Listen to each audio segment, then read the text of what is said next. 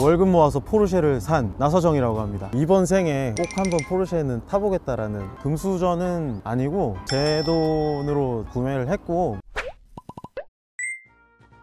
저는 제 입으로 카푸어라는 말은 하지 않습니다. 전 카푸어가 아니라고 생각을 하고요. 제가 생각하는 카푸어의 기준은 차량 유지비가 내 고정 지출을 제외하고 이 나머지 비용을 넘어간다든지 아니면 거의 이게 해서 그냥 월급을 다 턴다, 이 정도 수준이면은 저는 카푸어라고 저는 생각을 해요. 그 정도가 기준인 거 아닌가. 저는 그 정도 수준은 아니기 때문에 차값 다 하고 생활비 다 하고도 돈이 남아요. 저는 그렇기 때문에 저는 카푸어가 아닙니다. 평상시에 카푸어를 좀 어떻게 생각하시나요? 본인이 좋으면 할 수도 있다고 생각을 하는데, 사실 카푸어라는 기준은 제가 아까 말씀드렸듯이 약간 일상생활에 영향을 미치는 수준이라고 저는 생각을 해요. 근데 그러면은 아무리 내가 원하는 차를 타더라도 그 삶이 행복할까라는 의문은 저는 좀 들거든요. 저도 안 해봤기 때문에 그 삶을. 카푸어 아닙니다. 각자의 삶이 있는 거니까 그들의 삶은 존중을 저는 해주고 싶어요. 물론 저는 근데 그렇게 살고 싶지는 않습니다. 저는 제 일상생활이 돼야 되니까. 차 말고도 저는 하고 싶은 게 많은 사람이고, 아무튼 존중합니다, 카푸어 여러분들. 카푸어의 기준은 간단합니다. 그냥 차를 사기만 하면 카푸어는 아닙니다. 그렇죠? 차를 사는데 너무 많은 돈을 쓰는 경우를 카푸어라고 부릅니다. 뭐 일부 맞는 얘기긴 한데, 너무 많은 돈을 쓰면 그렇다.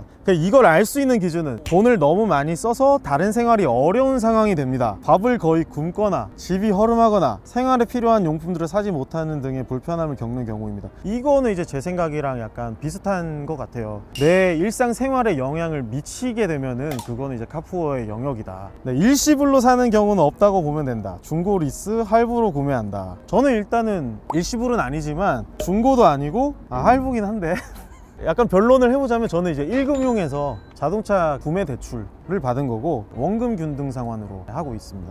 돈을 모으는 경우가 잘 없고 대부분의 월 수입을 차에 쓴다. 보통 300을 벌면 200 이상을 차에 쓰고 400 정도를 벌면 2, 300 정도를 차에 쓰는 경우가 많다. 여기에도 저는 지금 해당 안 하는 것 같은데 벗어났어요. 조금씩. 약간 간당간당한 수준이다. 이게 일반 분들이 생각하는 카푸어의 기준인 거잖아요. 저는 해당하지 않는 것 같고, 그 다음에 보통 나이가 20, 30대로 어린데 300에서 500 이상을 버는 경우가 있다. 이런 경우 부모님이 자리 잡는 일을 도와주시거나 평범하지 않은 일을 하는 경우가 있다. 저는 제 스스로 입사 지원해서 면접 보고 정당하게 일반적인 회사에 입사를 했습니다. 평범하지 않은 일이 아니에요. 전 평범한 일을 하고 있고요. 청문회가 된 것 같아요. 지금 최대한 제가 카푸어가 아니라는 걸 증명하는 시간인 것 같은데.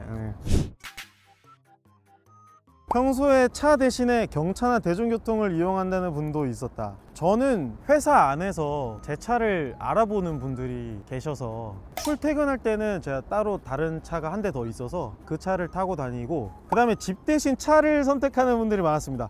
이거는 제가 좀 할 말이 있는 게 집을 선택할 수가 없어요, 요즘에는. 그렇지 않나요? 그때는 그랬지. 그때는 그랬는데 지금은 아니잖아요. 이게 살 때 기준인가요? 그러면은 뭐 할 말이 없네요. 월 리스로 100만 원 이상을 지불합니다. 일단 저는 리스 아니고 100만 원 안 넘고, 일반적으로 차 월 비용이 집 임대료보다 높은 경우가 대부분으로 보인다. 이거는 맞는 것 같은데.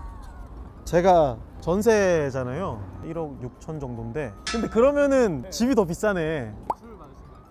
전세 대출은 이제 갚고 있고 조금씩. 근데 전세 대출이 이자가 싸서 요즘엔 그냥 안 갚는 게 이득인 것 같기도 해서 못 갚는 거 아니고 안 갚고 있습니다. 조금씩 갚고 있어요.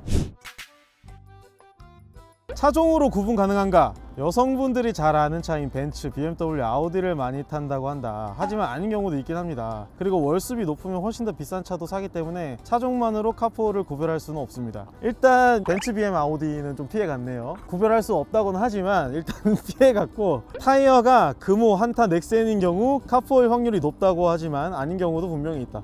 이거 자꾸 저를 변호해 주네요. 보통 이제 보여주기 위한 차들이 많다고 생각을 해요. 포르쉐급 이상으로 가게 되면은 카푸어 분들이 좀 감당하기 어렵지 않나. 보통은 벤츠를 많이 뽑으시는 것 같아요. 포르쉐는 카푸어가 범접할 수 없는 차. 어떻게 보면 그럴 수도 있다. 차 키를 꺼내서 사람들이 볼 수 있게 놓는 경우, 이거 저는 아까도 아니라고 저는 말씀을 드렸는데 딱 이게 나오네요. 지금도 주머니에 있습니다. 아, 있어요? 네. 식사를 하루에 한 끼 먹거나 지인에게 얻어먹는 경우도 있다. 제가 한 끼 먹은 적은 있어요. 그냥 입맛 없어서.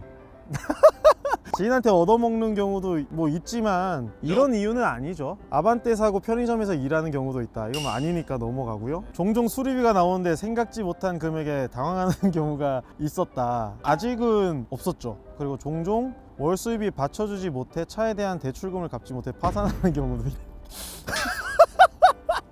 이건 아직 겪지는 않았지만 월비용을 감당할 수 있는 선에서 유지하는 게 필요할 것 같습니다. 이게 제가 말씀드린 부분이에요. 월비용을 내가 감당을 할 수 있느냐, 제가 감당할 수 있는 그 마지노선이 저는 한 100만 원 선이라고 생각을 했고, 이 정도가 나갔을 때는 내가 다른 걸 포기하지 않고도 카라이프를 즐길 수 있겠구나 라고 생각을 했던 부분이 있기 때문에 제 생각이랑 전반적으로 일맥상통하네요.